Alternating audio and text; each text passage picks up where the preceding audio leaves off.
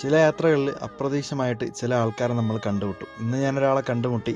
മലകൾക്കുള്ളിൽ വെച്ചാണ് അദ്ദേഹത്തെ ഞാൻ കണ്ടത്. സത്യം പറഞ്ഞാൽ അദ്ദേഹത്തിൻ്റെ ചിരിയും സംസാരമൊക്കെ എന്നെ വല്ലാണ്ട് അത്ഭുതപ്പെടുത്തി.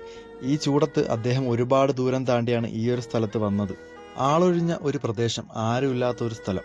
അവിടെ തൻ്റെ യജമാനൻ്റെ ആടുകളെ മേയ്ക്കാനിറങ്ങിയതാണ് അദ്ദേഹം. വണ്ടി നിർത്തിയ സന്തോഷത്തിൽ അദ്ദേഹം എൻ്റെ അടുത്തേക്ക് നടന്നു വന്നു.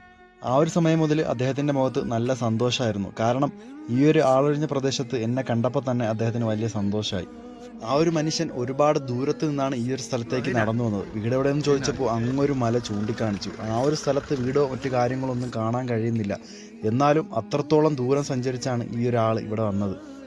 തൻ്റെ ജോലിയിൽ അദ്ദേഹം ഒരുപാട് സന്തുഷ്ടനാണ്. ജോലിയെക്കുറിച്ച് ചോദിച്ചപ്പോൾ അദ്ദേഹം ഒരുപാട് തവണ ദൈവത്തിനെ സ്തുതിച്ചു പറഞ്ഞു. തൻ്റെ ജോലിയിൽ ഇത്രത്തോളം കഷ്ടപ്പാടുണ്ടായിട്ടും ഒരുപാട് തവണ ദൈവത്തിനെ സ്തുതിച്ച അദ്ദേഹത്തിൻ്റെ ആ ഒരു മനസ്സിനെ നമ്മൾ സമ്മതിച്ചാലേ പറ്റത്തുള്ളൂ.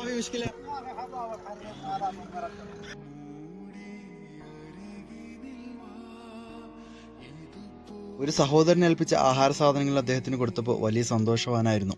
ജീവിത യാത്രയിൽ നമ്മൾ ഇതുപോലുള്ള ഒരുപാട് ആൾക്കാരെ കാണാൻ കഴിയും. അവരെയൊന്നും നമ്മൾ കണ്ടില്ല എന്ന് നടിക്കല്ലേ. നിങ്ങളുടെ കയ്യിൽ ഒന്നും കൊടുക്കാനില്ലെങ്കിലും അവനൊരു മനുഷ്യനായിട്ട് കണ്ട് ഒന്ന് പരിഗണിക്കുക, ഒന്ന് ചിരിക്കുക. അത്ര മാത്രം മതി, അവർക്ക് വലിയ സന്തോഷമാവും. ഏകദേശം 5 മിനിറ്റ് ദൈർഘ്യം മാത്രമേ ഈ ഒരു സഹോദരനായിട്ട് എനിക്ക് പരിചയമുള്ളൂ. അവൻ്റെ സന്തോഷം കണ്ടാൽ നമ്മൾ ഒരുപാട് വർഷം മുന്നേ പരിചയപ്പെട്ടവരെ പോലെയാണ്.